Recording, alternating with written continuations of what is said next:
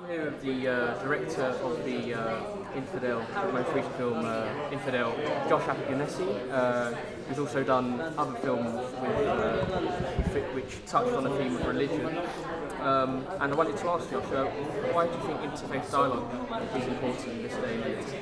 Interfaith dialogue, well, I mean, here we're doing it in a kind of formal way. You're doing a kind of formal interfaith dialogue, but interfaith dialogue is kind of happening anyway, you know, and it's like if you don't have it the way you want to have it, then someone else is going to have it in a way that you might not like.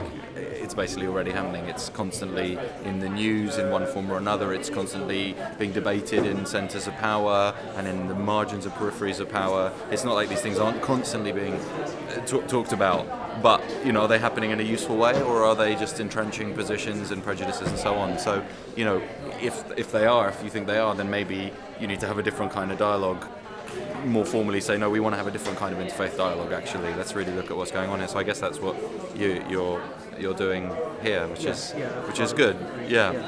And I've just suddenly got a text message. So just sorry. It's just that it's probably There's Uzma. She's en route. Okay.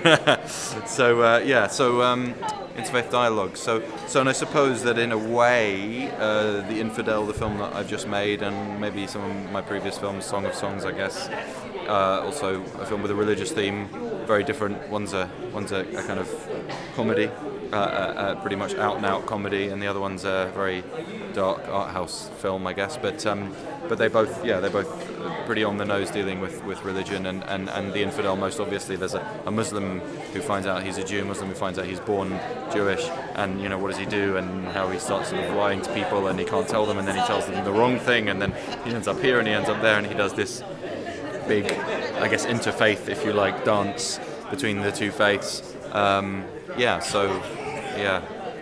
you, John. Yes.